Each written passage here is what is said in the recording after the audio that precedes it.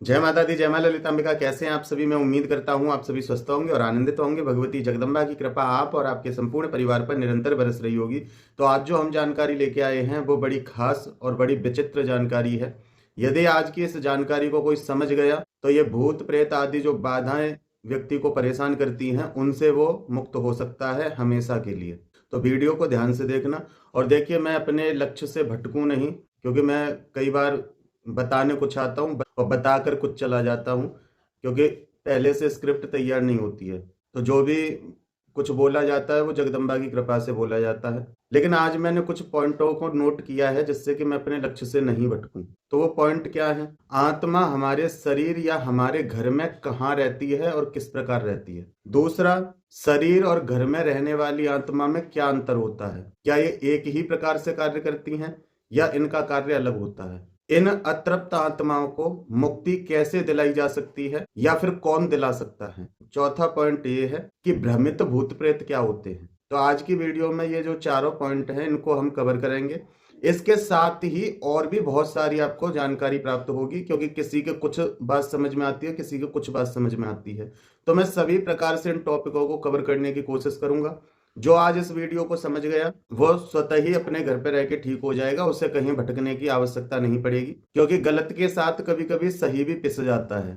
तो इसलिए जो वास्तविक में सही है, जो वास्तविक में इन चीजों से परेशान है, वो ठीक हो सकते हैं। वीडियो को शेयर कर देना। न जाने कितने भाई बहन आपकी तरह ही इस वीडियो के इंतजार में होंगे। लाइक और सब्सक्राइब की मैं नहीं कहूंगा, वो आपकी इच्छा है। यदि आपको जानकारी पसंद आए तो आप कर सकते हैं। आइए वीडियो को शुरू करते हैं। तो सबसे पहले बात करते हैं आत्मा, जिसको हम भूत प्रेत कहते हैं, वो हमारे शरीर या हमारे घर में कहाँ रहती है। तो देखिए, भूत तो व्यक्ति खुद है, स्वयं व्यक्ति भूत है, क्योंकि पंचभूतों से उसका शरीर बना है। रही बात प्रेत आत्माओं की, जिस प्रकार हमारे शरीर में भी एक आत्मा है, जब ये शरीर छूट जाएगा तो वो आत्मा भी स्वतंत्र होगी। मतलब वो शरीर से उसका कोई कनेक्शन नहीं होगा, शरीर को जला दिया जाएगा तो वो अब स्वतंत्र है। और उसको जो भी दंड प्राप्त हुआ या जो भी अवसर प्राप्त हुआ उस प्रकार से वो उस योनि में जाएगी। वो प्रेत योनि में भी जा सकती है, ब्रह्म राक्षस भी बन सकती है, पिशाच योनि भी होती है।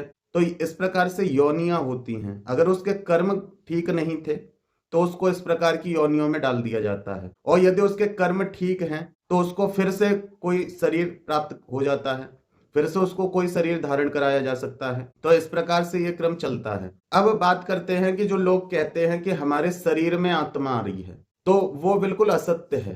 क्योंकि एक शरीर में एक आत्मा ही हो सकती है, दो आत्माएं नहीं हो सकती। क्योंकि आप खुद सोचिए कि ये जो शरीर है, आप जिसको देख पा रहे हो, इसके लिए एक आत्मा चुनी गई है, और वो आत्मा बैठ के आपको सब कुछ बता रही है, सारे रहस्यों को आपके सामने खोलती है।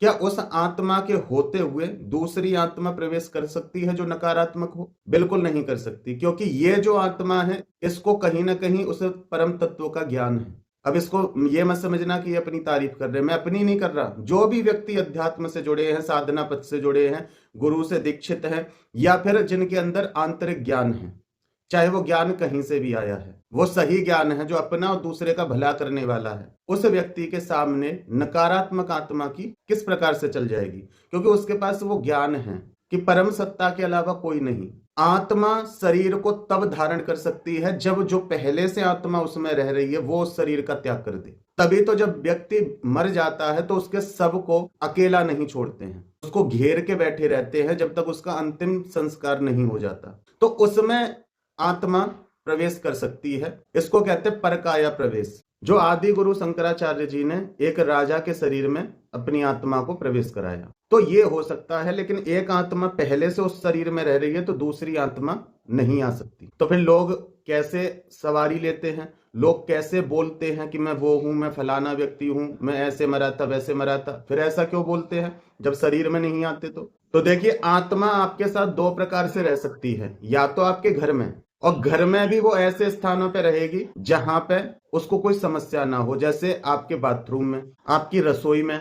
यदि रसोई में पवित्रता का ध्यान नहीं रखा जाता है तो वहां भी आत्मा उपस्थित हो सकती है। ज्यादातर आपके बेडरूम में, क्योंकि वहां हर प्रकार की रात्रि के समय व्यक्ति विचार भी करता है, जिसमें नकारात्मक और सकारात्मक दोनों ही होते हैं। अधिकता किस चीज की है? वहां पे पति और पत्नी गृहस्थाश्रम में भी अपना प्रवेश करते हैं, क्योंकि धर्म के लिए जब कोई कार्य किया जाए, धर्म अनुसार किया जाए तो वो ठीक है, लेकिन संयम खो करके जब कार्य किया जाए तो वो अनुचित है। दूसरा बात, अपने बेडरूम में हम खाते भी हैं, पीते भी हैं, कोई गेस्ट आ जाता है उसको भी अपने बेडरूम में बहुत से व्यक्ति बिठा देते हैं, वहीं उसको नाश्ता पानी दे देते हैं, तो एक प्रकार से ये है कि वहां मलिनता का स्थान बन जाता है। इसीलिए कहा जाता है कि बेडरूम में मंदिर नहीं रखना चाहिए, वहां पूजा स्थान नहीं होना चाहिए, क्योंकि वहां ऑलरेडी मलिनता है। तो इन स्थानों पर रहती है नेगेटिविटी। यदि आप भक्ति पूजा पाठ करने वाले नहीं हैं, आप आध्यात्म मार्ग पर नहीं चल रहे हैं, तो इन स्थानों पर नेगेटिविटी इकट्ठा हो जाती है, क्योंकि ये सृष्टि नेगेटिव और पॉजिटिव, ये दो प्रकार से ऊर्जा कार्य करती है इस ब्रह्मांड में। ऊर्जा एक ही है, उसके प्रकार दो हैं। जैसे ब्रह्म एक ही है, लेकिन प्रकार उसने अपने दो कर दिए, एक स्त्री एक पुरुष, इस प्रकार से। तो ऐसे ही ऊर्जा है, ऊर्जा के भी दो प्रकार है, नेगेटिव और पॉजिटिव। तो आप कितने पॉजिटिव हैं या कितने नेगेटिव हैं, उस पर डिपेंड करता है कि आपके घर में आत्मा, आपके घर में एंटिटी कहां और कितनी हो सकती है, क्योंकि ये कलयुग है, यहां सकारात्मकता से ज्यादा नकारात्मकता है। तो ये कहना कि ये चीजें नहीं होती हैं तो वो सबसे बड़ी मूर्खता है, क्योंकि जितने भी रिसर्च करने वाले हैं वो पागल नहीं जो रिसर्च कर रहे हैं कहीं कोई एंटिटी कैप्चर हो। तो इसका मतलब इतना तो है कि एंटिटी है, और वो एंटिटी कौन है? जिसके पास शरीर नहीं है, जिसको हम देख नहीं सकते, लेकिन वो सरवाइव कर रही है, वो पृथ्वी पर है, उसको सजा मिली है, वो अपनी योनि में है। तो ऐसी एंटिटी आपके घर में होती है, हर व्यक्ति के घर में होती हैं, चाहे फिर वो उसके पूर्वजों के रूप में हो या फिर अलग से कोई एंटिटी हो। जैसे बहुत से लोग कहते भी हैं कि हमारे पूर्वज दिखते हैं, लेकिन उनके साथ एक व्यक्ति और दिखता है, वो कौन है? तो इस प्रकार से एक एंटिटी अलग हो सकती है, लेकिन अपने जो पूर्वजों की एंटिटी है वो भी आपके आसपास होती है, आपके घर में ही होती है, जिनको आपको तृप्ति देनी होती है, चाहे वो श्राद्ध के माध्यम से, पिंड के माध्यम से, इस प्रकार से तृप्ति दी जाती है।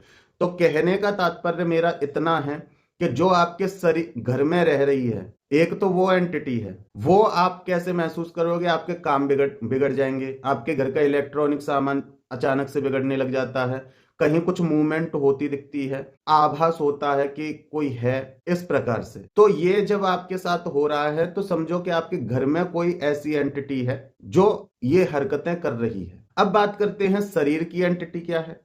तो देखिए, शरीर में जैसा कि मैं बता चुका हूं कि एक आत्मा के होते हुए दूसरी आत्मा प्रवेश नहीं करेगी। तो फिर लोग चीखते चिल्लाते क्यों हैं, बोलते क्यों हैं कि हम ये हैं? तो देखिए, वो शरीर में प्रवेश का तात्पर्य होता है कि वो शक्ति, वो एंटिटी आपके ऑरे में प्रवेश कर रही है। जो हमारे शरीर से बाहर हमारा जो सुरक्षा कवच है, जिसमें हम सेफ रहते हैं, उसमें एंटिटी ने प्रवेश किया है, और उसमें प्रवेश करने के कारण वो हमारे ज्यादा क्लोज है, हमारे ज्यादा नजदीक है। वो घर वाली जो एंटिटी है, कभी कुछ गिराएगी, कभी किसी सामान को खराब करेगी, कभी कोई बाहर से व्यक्ति आया है, उसका ऑरा यदि कमजोर है तो उसकी बुद्धि को खराब करेगी।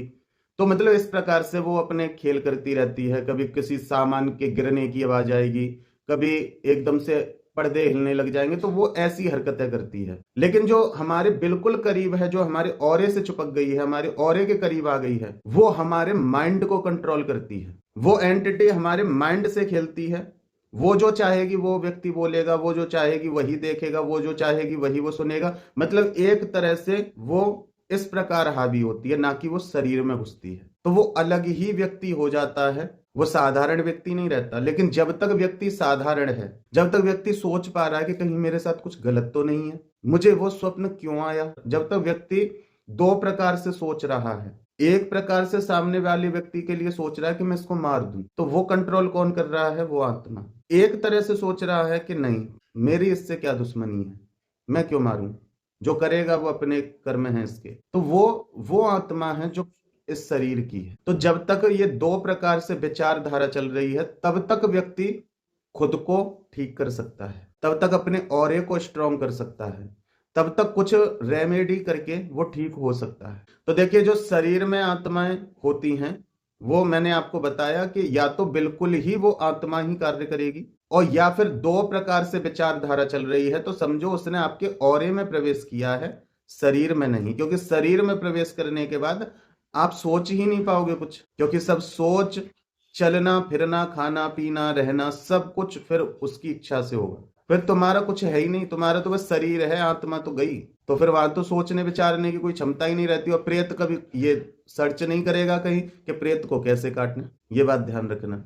तो जब तक आपके औरे में प्रवेश है तब तक आप खुद को ठीक कर सकते हैं। तो आप समझ गए होंगे कि घर में रहने वाली आत्मा क्या करती है और शरीर की आत्मा क्या करती है। और शरीर की आत्मा सीधे आपके औरे को इफेक्ट करती है, आपके औरे को कमजोर करके आपकी विचारधारा को पकड़ती है, आपके विचारों को पकड़ती है, और विचारों से ही पूरा शरीर चलता है। तो जिनका मन कमजोर है, जो अपने मन पर कंट्रोल नहीं कर पाते, जो बेहतर सोच नहीं पाते, जो अध्यात्म से दूर है, ऐसे व्यक्तियों को ये नेगेटिविटी बहुत जल्दी पकड़ती है, बहुत जल्दी अपने कब्जे में ले लेती हैं। लेकिन इसका मतलब ये नहीं है कि वो आपके शरीर में घुस गई है, शरीर में वो नहीं घुसी है, अभी आपके औरे में है। जब आप खुद को ठीक कराने के लिए सोच पा रहे हो, आपको पता चल रहा है कि मेरे साथ कुछ गलत है, तो समझो कि वो आपके औरे में है। अब औरे से उसको कैसे निकालना है और जो घर में है उसको अपने घर से कैसे निकालना है, तो उसके बारे में जानते हैं कि उनकी मुक्ति कैसे हो सकती है और उनको मुक्ति कौन दिलवा सकता है। यदि आपके घर में या आपके औरे में एंटिटी है तो देवात्मा भी हो सकती है। जो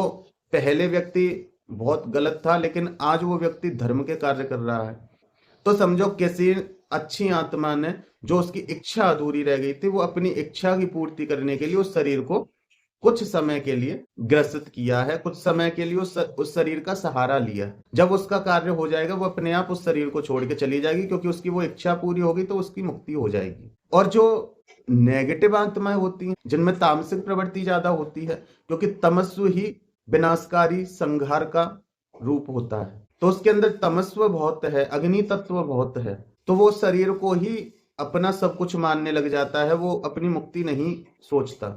तो इसलिए जो आत्माएं होती हैं ये कहती हैं कि हम इसको मार देंगे, पर मारती नहीं है, क्योंकि उन्हें पता है कि अगर ये आत्मा निकल गई शरीर में से तो हम इस शरीर में ज्यादा समय तक रह नहीं पाएंगे, क्योंकि ये शरीर 1 दिन 2 दिन में पूरी तरह से सड़ने और गलने लग जाएगा, हम अपनी इच्छा की पूर्ति नहीं कर पाएंगे। तो वो व्यक्ति को मरने तो नहीं देती हैं। ये तो बहुत ही विषम परिस्थिति होती है जबकि कोई मरा ही व्यक्ति इस सोच में हो कि मरने के बाद मैं इसको नहीं छोड़ूंगा, तो वो अपने साथ उसको मार के ले जाता है, उसकी आत्मा को अपने साथ ले जाता है प्रताड़ित करने के लिए, और शरीर वहीं पड़ा रह जाता है। तो इसलिए ये आत्मा शरीर को मारती नहीं है, ये अपनी मुक्ति के लिए आती हैं। कुछ आत्माएं इसलिए मुक्ति के लिए आई हैं क्योंकि वो समझ चुकी हैं कि हमसे गलती हुई है, तो कुछ तो इसलिए मुक्ति के लिए आती हैं, कुछ अपनी इच्छाओं की पूर्ति करने के लिए आती हैं। कुछ आत्माएं ये समझ ही नहीं पाती कि हमें मुक्त होना है। तो इस प्रकार की कैटेगरी की आत्माएं होती हैं। तो अब इनको मुक्ति कैसे दिलाई जाए और इनको मुक्ति दिलवा कौन सकता है? तो देखिए, इनको मुक्ति वो दिलवा सकता है जो इनको देख सकता है। जब तक इनको देख नहीं सकता है इनको कोई मुक्ति दिलवा नहीं सकेगा, क्योंकि ये छल भी करती हैं। इनसे एक डील करनी पड़ती है, एक सौदा करना पड़ता है कि ठीक है हम तुम्हें मुक्ति दिलवाएंगे, उसके बदले में तुमने इस व्यक्ति के मनोबल में, इसके शरीर में, इसके घर में जो भी कुछ गड़बड़ किया है वो सब ठीक करना पड़ेगा, मुक्ति हम दिलवाएंगे। इस प्रकार से एक सौदा होता है। जो आत्मा मुक्ति चाहती है, जो आत्मा मुक्ति नहीं चाहती, उनके सामने परिस्थिति ऐसी पैदा करनी पड़ती है कि वो आत्मा खुद कहती है कि हमें मुक्ति दे दो, हमें नहीं रहना, अब हमें बहुत कष्ट हो रहा है इसके साथ रहने में, इस आत्मा के साथ हम नहीं रह सकते, इस शरीर के साथ हम नहीं रह सकते, ये फलाने देवी देवता की पूजा करता है, ये उसकी करता है, वो हमें मारते हैं। तो एक मजबूरी में मुक्ति मांगते हैं। अब जो इनको देख सकता है तो वो तो इनको जान के मुक्ति दे सकता है, लेकिन जो इनको नहीं देख सकता है उसको रेमेडी करनी पड़ती है। और वो रेमेडी क्या है वो मैं बताऊंगा आपको। आप उसको करना, चाहे आपके घर में हो चाहे आपके औरे में हो, वो एंटिटी आपको छोड़ के जाएगी। अब देखिए, डॉक्टर दवाई दे सकता है, खानी आपको पड़ेगी। डॉक्टर आपको परहेज बता सकता है, करना आपको पड़ेगा।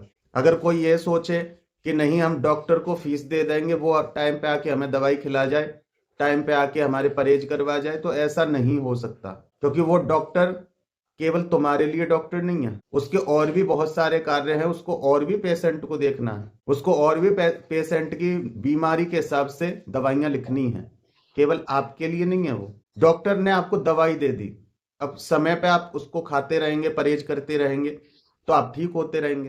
तो पहली बात तो जिसके पास दृष्टि है तो वो इन एंटिटियों को देख लेता है और इस विषय में वो अलग सीखता है। एंटिटियों को समझ के उनको उस प्रकार से मुक्ति दिलवाई जाती है।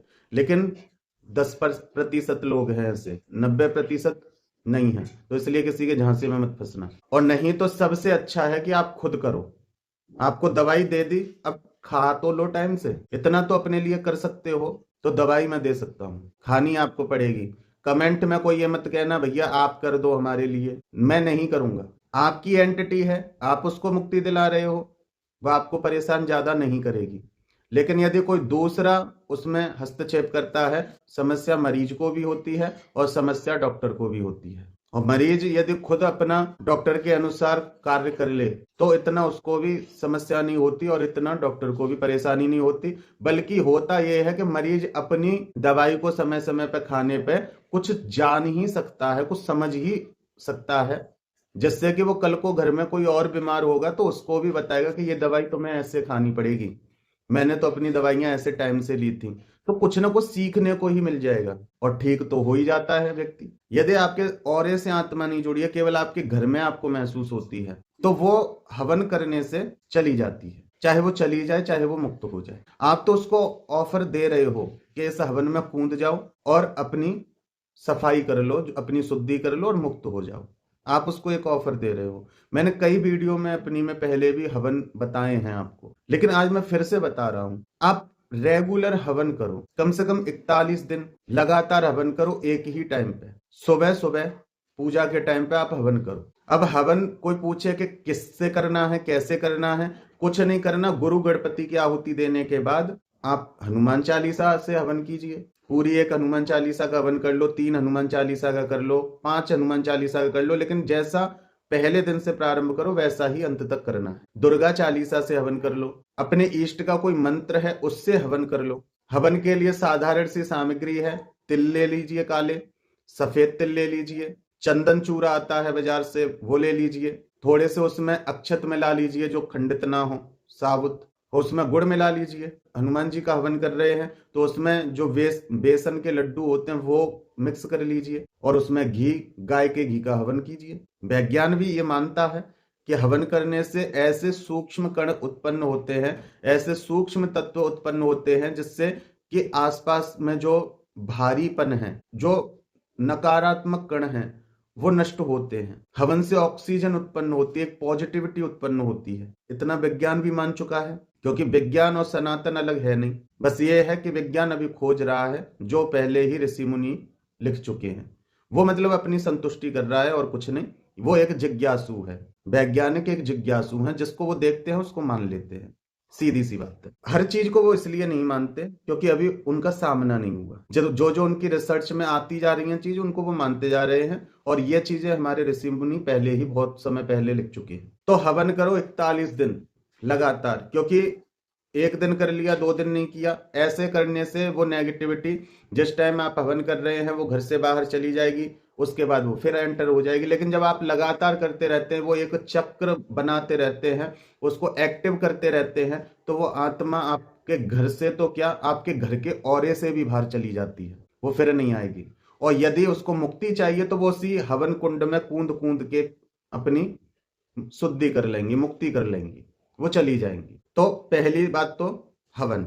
यदि आपको घर में एंटिटी महसूस होती है, आपके दिमाग फ्रेश है, आपके शरीर से कोई गतिविधि नहीं है, तो समझो कि आपके ऑरे में नहीं है, आपके घर में है। तो आप हवन करोगे, हवन से पितृ भी संतुष्ट होते हैं, हवन से देव भी संतुष्ट होते हैं, और हवन से इन आत्माओं की भी मुक्ति होती है। एक तरह से पेट भरने का जो साधन है वो हवन है। स्वाहा देवी सबकी पूर्ति करती हैं और स्वधा देवी पितरों की संतुष्टि करती हैं। गाय के अंदर स्वाहा देवी, स्वधा देवी दोनों विद्यमान हैं, क्योंकि 3300 कोटि देवी देवता उन्हीं के अंदर विद्यमान है। तो स्वाहा देवी और स्वधा देवी भी विद्यमान है। तो इसलिए गाय को रोटी खिलाने से हमारे पितरों की भी तृप्ति होती है और देवों की भी तृप्ति भी होती है। लेकिन जो कौवा होता है उसके अंदर स्वधा देवी का प्रवेश होता है, उसके शरीर में उसकी जठराग्नि जो है उसमें जो आहुतियां जा रही हैं वो स्वधा देवी की हैं। तो इसलिए कौवा को जब हम कुछ खिलाते हैं तो वो सीधा हमारे पितरों तक जाता है, क्योंकि उसके अंदर जो अग्नि जल रही है वो स्वधा देवी है। अन्य जीवों के अंदर जो अग्नि जल रही है वो स्वाहा अग्नि है। गाय के अंदर स्वाहा और स्वधा दोनों है। इस प्रकार से ये चीजें होती हैं। तो एक व्यक्ति जब निरंतर हवन करता रहता है तो वो वहां देवीय शक्ति स्थापित हो जाती है। जो नेगेटिविटी है उसको ऑटोमेटिक ही वहां से जाना पड़ेगा। अगर नहीं जाएगी तो वो जब वो शक्ति वहां स्थापित होंगी जो हवन से उत्पन्न हो रही है, पॉजिटिविटी, वो अपने आप उसको हटा देगी। सबसे अच्छा साधन है नेगेटिविटी रिमूव करने का। इससे आपका ऑरा भी क्लीन होता है, आपके घर का ऑरा, आपके घर के सदस्यों का ऑरा और आपका स्वयं का ऑरा, इससे क्लीन होता है। यदि एंटिटी बिल्कुल इतना आपके ऊपर कंट्रोल कर रही है कि आपकी आत्मा की तो चल ही नहीं पाती, बस आपकी आत्मा तो रो ही पा रही है कि अब मैं क्या करूं, मेरी समझ में नहीं आ रहा। सब कुछ करने आप कुछ जा रहे हो लेकिन हो कुछ रहा है। जब इस प्रकार की स्थिति बन जाती है तो समझो कि उस एंटिटी ने पूरा आपके माइंड को कवर कर लिया है। और जब तक आपको उसके उस चंगुल से नहीं निकाला जाएगा, उस माइंड कंट्रोलर को नहीं तोड़ा जाएगा, तब तक आप ठीक नहीं होंगे। बहुत से लोग कहते हैं ना कि हम इतने टाइम से पूजा कर रहे हैं फिर भी हम ठीक नहीं है। तो वो इसलिए नहीं ठीक है क्योंकि एंटिटी पूरी तरह से माइंड पे कब्जा करके बैठी है। उस इंसान को आप कितना भी समझाओगे कि ऐसा कर लो वैसा कर लो, वो नहीं कर पाता क्योंकि उसके बस की नहीं कुछ भी। तो फिर ऐसे व्यक्तियों को क्या करना चाहिए? तो उनको अपने मन पे काम करना चाहिए। हवन तो चलेगा ही लेकिन उनको अपने मन पे भी साथ में कार्य करना है। कैसे?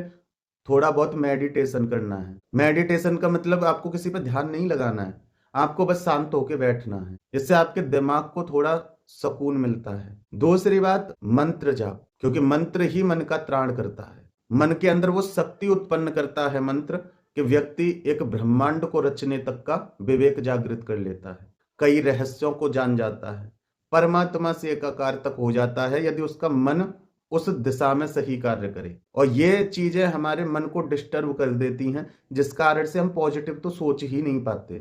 हम 24 घंटे वही नेगेटिविटी में ही फंसे रहते हैं। तो आपको मंत्र जाप करना है, लेकिन मंत्र जाप कैसे करना है? मानसिक, आपको बोल के नहीं करना है, क्योंकि यदि आपने बोला तो कुछ ना कुछ विस्तार हो जाएगा, क्योंकि शब्द ही ब्रह्म है, शब्द ही ब्रह्मांड है। जब तक आप शांत हो, शून्य हो, तब तक आप शिव हो, शून्य हो, सात्विक हो। आपने कुछ बोला फिर उसमें रजस और तमस ऐड हो जाएगा। दूसरी बात, आप बोलोगे, आपके ऑरे में एंटिटी है, वो उस जाप को ग्रहण कर लेगी, आपके ऑरे से बाहर जाने नहीं देगी उस जाप को। तो करना क्या है? मानसिक करो, अपने अंदर ही अंदर करो, अपने मन का त्राण करो। और जिस दिन मन का त्राण हो जाएगा फिर वो ऊर्जा आपके ब्रह्म रत्न से बाहर गिरेगी। और जब वो ऊर्जा बाहर गिरेगी तो वो जो एंटिटी आपके ऑरे में फंसी है, वो जो ऊर्जा बाहर गिरेगी, उसका फ्लो इतना होगा कि वो एंटिटी तृप्त होके ऑरे को छोड़ देगी। वो बिल्कुल आपके ऑरे को छोड़ देगी। जैसे एक तरह से कह सकते हैं झरना।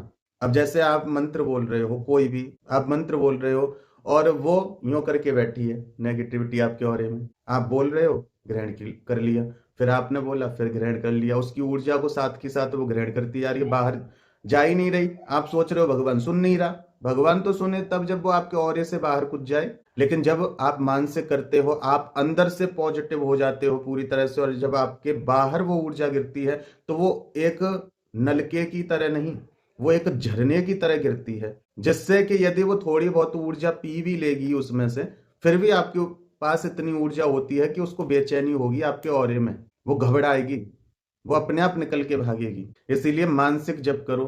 और सबसे बेस्ट जो है वो है ओम नमः शिवाय ओम, सबसे बेस्ट, क्योंकि शून्यता ही बैलेंस कर सकती है। शिव को इसीलिए बैलेंस कहा गया है कि वो बैलेंस करते हैं शक्ति का। आप देखना, शिव भक्त कोई हो वो शांत ही रहेगा, चाहे परिस्थिति कितनी भी विषम हो वो शांत रहेगा। और शक्ति उपासक को देखना कि चाहे परिस्थिति कितनी भी ठीक है लेकिन फिर भी वो कहीं ना कहीं विचलित रहेगा, क्योंकि वो शिव को साथ लेके नहीं चला। और शिव ही शक्ति को साध सकते हैं, हमारी कोई औकात नहीं। तो हमें अपने अंदर का शिव तत्व जागृत करना पड़ता है। अब भगवान शिव वो जागृत हैं, तभी तो भूत प्रेत जिंद मसान पूरा शमशान उनके आगे पीछे घूमता है, उन्हें कोई परवाह नहीं, क्योंकि वो शांत हैं, उनका कोई क्या बिगाड़ेगा इनमें से। तो ऐसे ही व्यक्ति शांत हो जाता है, जब वो शिवत्व को प्राप्त करता है तब वो शक्ति को साधने लायक है। अब ये जो एंटिटी हैं ये भी शक्तियां ही तो हैं, आपके अंदर ज्ञान है तो ना तो आपके ऊपर नेगेटिविटी हावी होगी। तो जब आप ऐसे निरंतर जाप करोगे तो ये एनर्जी आपके ऑरे को छोड़ देगी। और हवन आप कर रहे हैं तो हो सकता है वो अपने आपके हवन में अपनी शुद्धि कर ले, या फिर वो हमेशा के लिए आपको छोड़ के चली जाए। तो इस प्रकार आप ठीक हो जाएंगे, कोई समस्या नहीं आएगी। तो आपको करना क्या है, 41 दिन रेगुलर आपको हवन करना है। जितनी आपकी तपस्या तीव्र होगी उतना ही आपका कार्य तीव्र हो जाएगा। थोड़ी बहुत समस्या होगी, यदि कोई गंदगी आपके शरीर में है, मान लो आपको कब्जी हो गई, आपको गैस बन गई, ब्लोटिंग हो गई, तो उसको शरीर से बाहर निकालने में भी तो आपको कष्ट होता है। उसी प्रकार से ये एंटिटी है, ये आपके ऑरे में फंसी है, और आपके ऑरे में फंसी है तो थोड़ी बहुत तो समस्या आपको होगी, क्योंकि वो छोड़ के जाना नहीं चाहेगी और आप उसको भेज रहे हैं। आपके साथ रह के उसकी इच्छाओं की पूर्ति हो रही है तो वो क्यों जाना चाहेगी, और आप उसको भगा रहे हैं, तो थोड़ी बहुत वो समस्या आपको देगी, उसको थोड़ा आप सहन कर लें। वैसे जो मुक्ति के लिए आई होगी वो आपको परेशान नहीं करेगी, वो और बल्कि वो आपके और कार्यों में सहायक होगी। वो आपको याद दिलाएगी हवन का टाइम हो गया, हवन करो, अभी जाप करना है, वो याद दिलाएगी तुम्हें, क्योंकि उसको मुक्ति चाहिए, वो परेशान हो गई इस योनि में। और जिसको मुक्ति नहीं चाहिए उसके लिए संकल्प आपको पहले से ही लेने होते हैं। जब आप हवन करना प्रारंभ करें और जाप करना प्रारंभ करें तो आपको बोलना है कि मेरे साथ या मेरे घर में या मेरे किसी भी परिवार के सदस्य के आसपास यदि किसी भी प्रकार की कोई एंटिटी है, कोई नकारात्मक ऊर्जा है, चाहे वो किसी भी रूप में हो, चाहे प्रेत रूप में हो, पिशाच रूप में हो, बच्चे के रूप में, वृद्ध के रूप में, किसी भी रूप में हो, उसकी जो भी अतृप्त इच्छाएं हैं, उसकी वो अतृप्त इच्छाएं मेरे इस हवन से पूर्ण हो। जो भी आत्मा अपनी मुक्ति के लिए मेरे पास आई है वो इस हवन में अपनी आहुति दे और मुक्त हो, शुद्ध हो। मैं उसको अवसर दे रहा हूं मुक्ति का, वो अपने तमस्व की आहुति दे दे इस हवन में और वो मुक्त हो जाए। लेकिन ये अपने लिए करना है, किसी और के लिए मत करने चले जाना। और के लिए तो आप तब करना जब आप ढंग से इस विधि को सीख लें। जो एंटिटी आपके और आपके घर में है उनका नेचर आप कहीं तक जान चुके हो, आपका नेचर वो जान चुके हैं, तो वो आपके साथ कॉम्प्रोमाइज कर लेंगे, आप समझ पाएंगे उनको थोड़ा सा। लेकिन बाहर की एंटिटी को आप नहीं समझ पाओगे कि कहीं वो उठा के ना पे फेंक दे आपको, कहीं वो तो कहीं ठीक हो जाए लेकिन आपके पीछे वो पड़ जाए। तो ये चीज नहीं करना है, ये मैं केवल आपके लिए बता रहा हूं। उसके बाद फिर आप करना चाहो तो फिर प्रॉपर सीख कर थोड़ी आध्यात्मिक पावर लेके उसके साथ फिर इस कार्य को किया जाता है कि किसी भी प्रकार की जब फिर आत्मा आपके सामने आए तो आप उसको बाधित कर सकें अपने उस तमस्व को छोड़ने के लिए। आपके पास फिर शक्ति होनी चाहिए, लेकिन अपने लिए आप कर सकते हो। जब आप उस आत्मा के साथ रह रहे हो बिना कुछ किए, उसने आपका कुछ नहीं बिगाड़ पाया। हालांकि थोड़े बहुत चोट दे दी होंगी, फाइनेंशियल प्रॉब्लम आ गई होगी, घर के उपकरण खराब हो गए होंगे, कभी कभी दिमाग खराब हो गया होगा, इतने से ज्यादा तो कुछ नहीं हुआ। तो जब तक आप बिल्कुल ठीक नहीं हो जाते तब तक ये मेंटेलिटी बना के रखना कि कम से कम इतना तो होगा ही, मुझे छोड़ना नहीं है ये बीच में कहीं मैं ये सोचूं कि मैंने एक दिन हवन कर लिया मुझे फायदा नहीं हुआ। ऐसे नहीं होता है। 41 दिन लगातार करो कम से कम। वैसे तो प्रतिदिन हर एक सनातनी के घर में चाहे 5 आहुति का ही हवन हो, पर रोज होना चाहिए। अपने पंचभूतों की तो शक्ति बढ़ानी चाहिए। जब पंचभूत की शक्ति बड़ी हुई होगी, ऑरा आपका मजबूत होगा, घर आपका पवित्र होगा, तो वैसे ही ये चीज दूर रहती है। पर फिर भी 41 दिन करो। बीज मंत्र का नहीं करना है, यह ध्यान रखना। यदि आपके गुरु नहीं है तो बीज मंत्र जिस मंत्र में होगा उसका हवन आपको नहीं करना है। इसीलिए मैंने पहले ही बोला, दुर्गा चालीसा से कर लो, हनुमान चालीसा से कर लो, इस प्रकार से हवन करो। या फिर जो आपके इष्ट है उनका साधारण सा मंत्र ले लो, जैसे किसी के हनुमान जी इष्ट हैं तो उसको इस तरह से मंत्र नहीं बोलना है कि ओम हम, ये बीज नहीं लगाना है, उसको बोलना है ओम हनुमते स्वाहा। चालीसा से कर रहे हो, जैसे माँ दुर्गा के चालीसा से कर रहे हो, या विंध्येश्वरी चालीसा से कर रहे हो, या काली चालीसा से कर रहे हो, जो भी आपकी इष्ट है, पहले उस लाइन को पूरा बोलिए। जैसे उदाहरण के लिए, नमो नमो दुर्गे सुकरनी, नमो नमो अम्बे दुखहरनी, ओम दुर्गाय स्वाहा। ऐसे ही हनुमान चालीसा का, श्री गुरु चरण सरोज रज, निज मन मुकुर सुधार, वरनौ रघुवर विमल जसु, जो दायक फलचार। बुद्धिहीन तनु जानिके, सुमिरौ पवन कुमार, बल बुद्धि विद्या देहु मोहि, हरऊ कलेश विकार, ओम हनुमते स्वाहा। इस प्रकार से आप आहुतियां दें। कम से कम 108 आहुति का हवन तो करो ही, कम से कम उसमें वो शक्ति उत्पन्न तो हो जो उस आत्मा का कुछ कर पाए।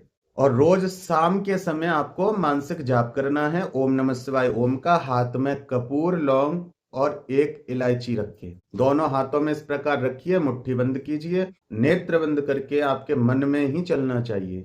आपका ध्यान यहाँ आज्ञा चक्र पे होना चाहिए। जितना आप अपने ध्यान को संकुचित करके एक जगह स्थापित कर दोगे, उतनी ही आपके ब्रेन में वो ताकत आ जाएगी उस समस्या से लड़ने के लिए। अब जो आपके ऑरे की नेगेटिविटी है वो आपके उस कपूर में आएगी, क्योंकि कपूर नेगेटिविटी को रिमूव करता है। और जो आपके हाथों में कपूर है, आपके हाथ बहुत भारी से महसूस होंगे। अब आप अपना ऑरा तो खैर नहीं देख सकते, तो आप ये सोच सकते हैं उस टाइम पे कि मेरे शरीर से जो भी गंदगी है, हाथों से, पैरों से, सिर से, वो सब खिंच के इसमें आ रही है। आप इतना सोचिए। और जब आपका जाप पूरा हो जाए, कम से कम आधा घंटा जाप आपको करना है नियम से, और उससे ज्यादा करते हैं तो वेल एंड गुड, लेकिन आधा घंटा करना है। और जब जाप हो जाए तो मुट्ठियों को खोलना नहीं है, या आपने उस एनर्जी को पकड़ के रखा है, नेगेटिविटी को। आप घर से बाहर जाइए, छत पे जाइए, या घर से बाहर जिसको द्वार कहते हैं वहां जाइए, किसी कटोरी में या किसी मिट्टी के बर्तन में उनको डालिए और माचिस लगा दीजिए। ये आप थोड़ी थोड़ी रोज अपनी नेगेटिविटी को भस्म कर रहे हो। अपने मन को मजबूत रखो, मेडिटेशन करो, सूर्य का प्रकाश अपने अंदर भरो, और अपने माइंड को मजबूत रखो कि ये शरीर, ये घर, ये मन सब मेरा है, और मैं कौन? उसका अंश। और परमात्मा के अंश पर केवल परमात्मा का अधिकार है और किसी का नहीं। आप जब उन संकल्पों को मजबूत रखते हैं, अपने संकल्प को हमेशा आप मजबूत रखा करो। जितनी जल्दी आप हिम्मत हारोगे, उतनी जल्दी ये चीज आपके ऊपर हावी होंगी। जितना आपका संकल्प मजबूत होगा, उतने ही ये चीजें आपसे डरती हैं। भाई ये संकल्प का बहुत पक्का है, अगर इसने संकल्प ले लिया तो अभी तो हम इस योनि में आए हैं, अभी तो हम प्रेत बन के कष्ट भोग रहे हैं, लेकिन अगर इसने संकल्प ले लिया तो ये कभी भी हमें मनुष्य बनने नहीं देगा। इसका संकल्प इतना मजबूत है, अपने संकल्प से ही ना जाने हमारे कितने जन्मों को बिगाड़ देगा। तो अपने संकल्प को मजबूत रखो, खुद कमजोर मत बनो, खुद हमेशा ऐसे रहो कि सामने वाला आपकी बातों से और आपकी आंखों से ही डर जाए। क्योंकि जिस एंटिटी से आप डर रहे हो, आपके अंदर भी है। वो एंटिटी बिना शरीर के है, आपके पास डबल शक्ति है, शिव और शक्ति दोनों है।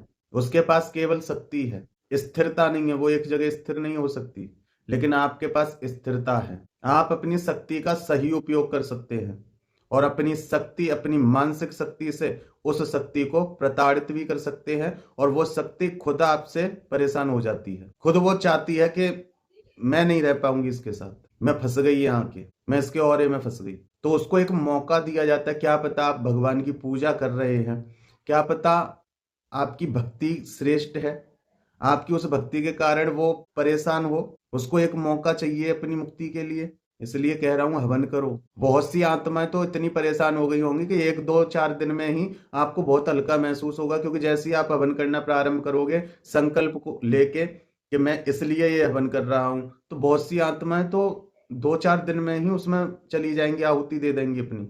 आप हल्का महसूस 2 4 दिन में ही करने लग जाओगे। और जो आध्यात्मिक नहीं है व्यक्ति, लेकिन अब परेशानी हो रही है, तो अब वो आना चाहता है अध्यात्म में, तो उसकी एंटिटी को थोड़ा समय लग सकता है, क्योंकि उसको परेशानी पहुंचेगी नहीं, तब तक वो मुक्ति मांगेगी नहीं, तो वहां उसको थोड़ी सी दिक्कत बाद में होगी, इसलिए उसको थोड़ा समय लग सकता है, लेकिन ठीक वो भी व्यक्ति होगा। इसलिए मैंने प्रोसीजर रखा 41 दिन का।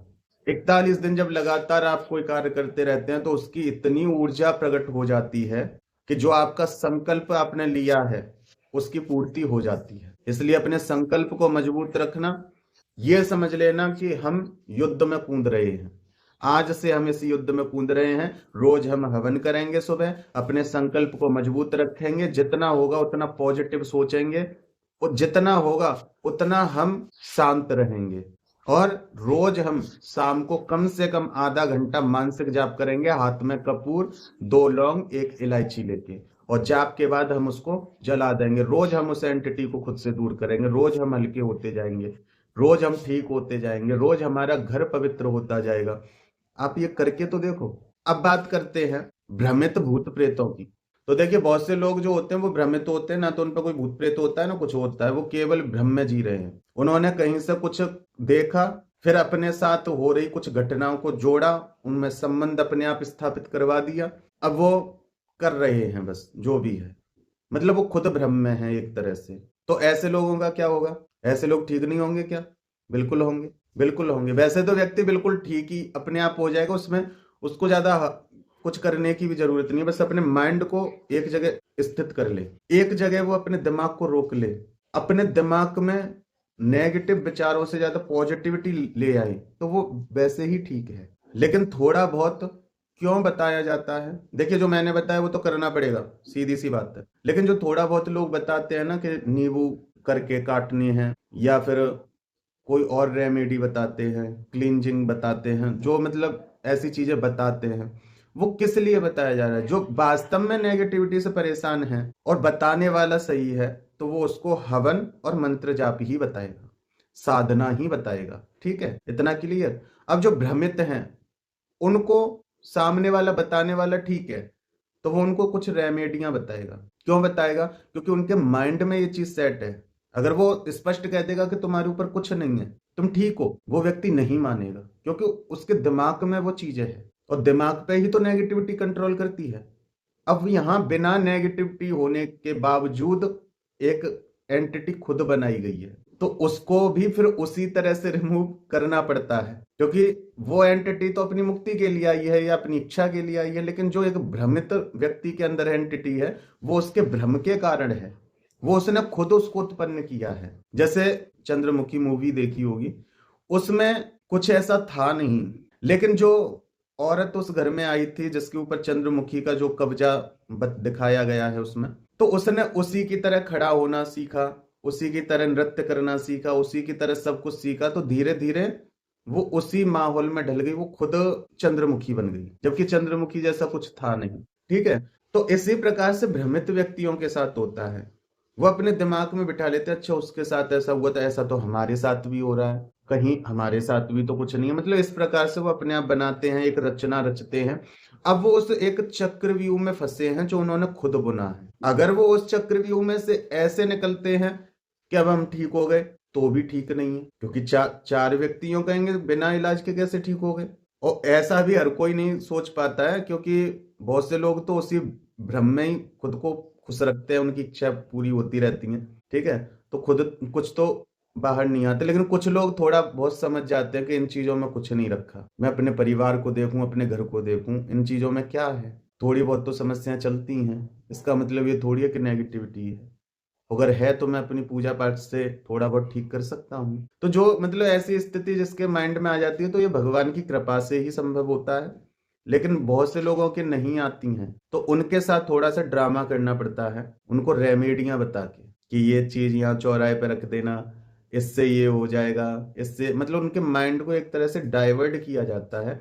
उनके दिमाग में ये चीज आ जाती है कि अच्छा ये उपाय मैं मुझसे करवाए जा रहे हैं, फलाना उपाय मैंने किया था। इधर वो सामने वाला व्यक्ति उसको सांत्वना भी देता रहता है कि अब तुम इतने ठीक हो गए हो, अब इतना रह गया है।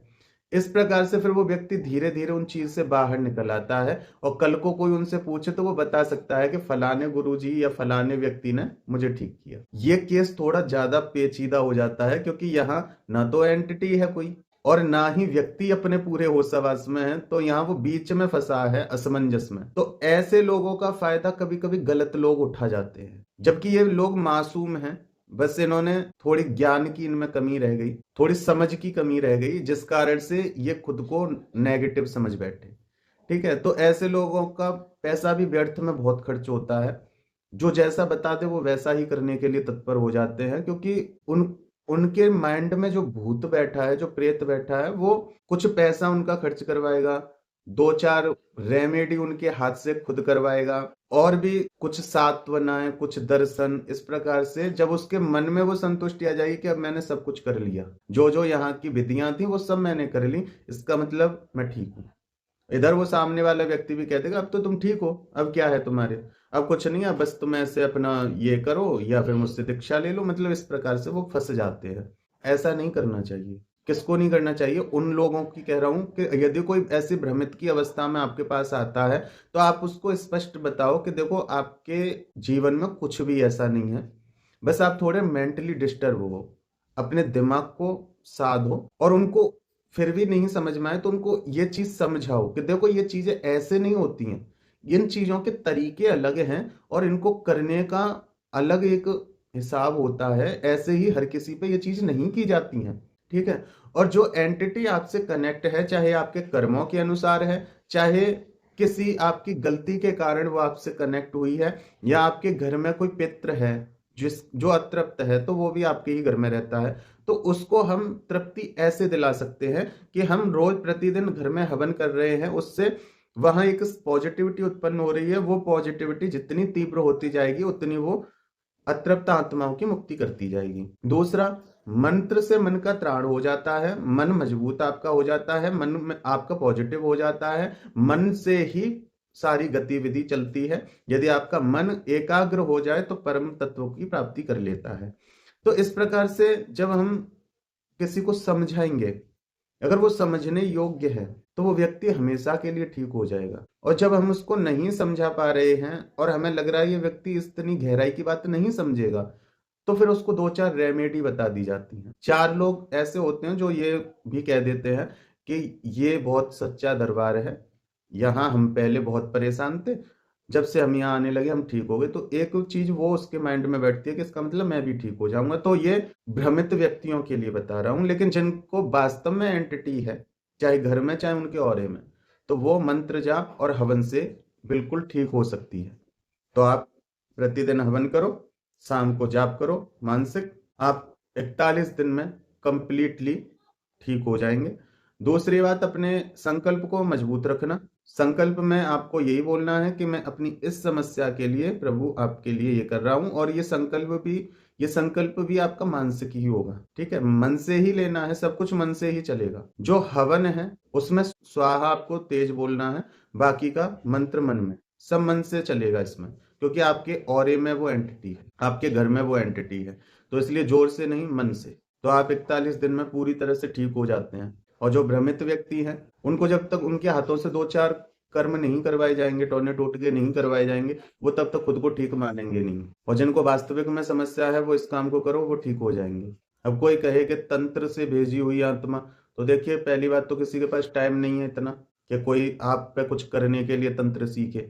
और दूसरी बात, तंत्र के माध्यम से भी यदि कुछ भेजा जाएगा, वैसे तो नहीं होता पॉसिबल, लेकिन आप लोगों के माइंड में ये चीज, तो यदि भेजा जाएगा तो आप भी तो तंत्र ही कर रहे हो, तंत्र से तंत्र को ही काट दोगे। तंत्र कहते किसको? तंत्र कहते हैं एक सिस्टम को, जो एक सिस्टम के अनुसार जब कार्य होता है उसको तंत्र कहा जाता है। जैसे लोकतंत्र, पाचन तंत्र, पाचन तंत्र भी तो सिस्टम से ही काम करता है, कैसे पचाना है, कैसे कहाँ कहाँ उस भोजन के न्यूट्रिएंट्स पहुंचाने हैं।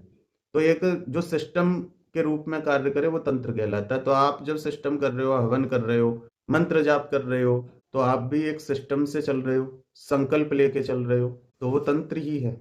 हर चीज एक तंत्र है। आप नॉर्मल एक चाय भी बनाने जाओ तो जो चाय बनाने का सिस्टम है कि उसमें चीनी कब डालनी है, पत्ती कब डालनी है, दूध कब डालना है, वो एक सिस्टम से चाय बनाई जा रही है, तो वो एक तंत्र ही तो है। जितना अच्छे से आप उसको करोगे उतना ही स्वाद उस चाय में होगा। और जब आप एक सिस्टम में ढल जाते हो और उस हिसाब से आप चलते हो तो आप भी एक तंत्र ही कर रहे हो। और यदि तंत्र से कोई नेगेटिविटी आई है तो तंत्र से ही आप उसको काट भी सकते हो। अपने संकल्प में सब कुछ ऐड कर लो, आई हुई भेजी हुई, क्योंकि ऐसे भेजी हुई तो कुछ नहीं होता है, लेकिन इससे आपके दिमाग में ये बात रहेगी कि मैंने ये चीज ऐड कर ली थी। तो यदि कहीं भ्रमित प्रेत भी होगा तो वो भी निकलेगा। तो ये अपने संकल्प में ऐड कर लो, मेरा नाम ये है, मेरा गोत्र ये है, मैं यहाँ का निवासी हूँ, मैं किस कार्य के लिए ये कार्य कर रहा हूँ या कर रही हूँ। इस प्रकार से आप देख लीजिए, फिर उस संकल्प पे खरे उतरिए, संकल्प को मजबूत रख के, क्योंकि जितना मजबूत आपका संकल्प होगा उतना ही सामने वाले के पैर कांपते हैं। जितना अपने आपका आत्मविश्वास मजबूत होगा उतना ही सामने वाला, चाहे व्यक्ति हो चाहे कोई एंटिटी हो, आपके सामने बोलने से भी डरती है कि अभी हम कुछ कहेंगे, ये व्यक्ति के अंदर इतना कॉन्फिडेंस है, ये इसका संकल्प बहुत मजबूत है, कहीं ये हमारा मुंह ना बिगाड़ दे। तो इसलिए अपने संकल्प को हमेशा मजबूत रखो। यदि तुम्हारा संकल्प मजबूत है, ना तो तुम्हारे ऊपर कोई प्रेत आ सकता है, ना कोई भूत आ सकता है, ना कोई टोने आ सकते हैं, ना तंत्र आ सकता है, कुछ नहीं आ सकता। अपने संकल्प को इतना मजबूत रखो कि जो मैं चाहूंगा वो होगा मेरे साथ, तो या फिर मेरे कर्म अनुसार होगा। और जब कर्म अनुसार भी होगा तो उस कर्म को मैं पूरी जिम्मेदारी के साथ करूंगा। मैं अपने उस कर्म को इस प्रकार से करूंगा कि उस कर्म का जो फल आएगा वो पॉजिटिव हो। तो इस प्रकार से आप कीजिए, अपने घर पर ही आप ठीक हो सकते हो। किसी दूसरे व्यक्ति के पास जाओगे तो वो जब आपके ऑरे से उस आत्मा को हटाएगा, तो इसका मतलब उसने आपके ऑरे में प्रवेश तो कर लिया, तभी तो वो उस आत्मा को छेड़ सकता है। अब सामने वाले की नीयत में क्या है आपको नहीं पता। जब वो आपके ऑरे में प्रवेश कर रहा है तो आपका बहुत कुछ छीन सकता है उस एंटिटी के साथ। तो खैर ये अलग विषय, किसी अलग वीडियो में मैं आपको समझाऊंगा। फिलहाल इतना समझ लीजिए कि यदि आप इन चीजों से परेशान हैं तो इन कार्यों को कर लेना। फिर मिलते हैं एक अगली वीडियो में एक नई जानकारी के साथ। तब तक अपना और अपने परिवार का ध्यान रखें, भगवान की भक्ति करें, निरंतर भक्ति करते रहें और भक्ति पथ पर आगे बढ़ते रहें। फिर मिलते हैं एक नई वीडियो में एक नई जानकारी के साथ। जय माता दी, जय मां ललितांबिका।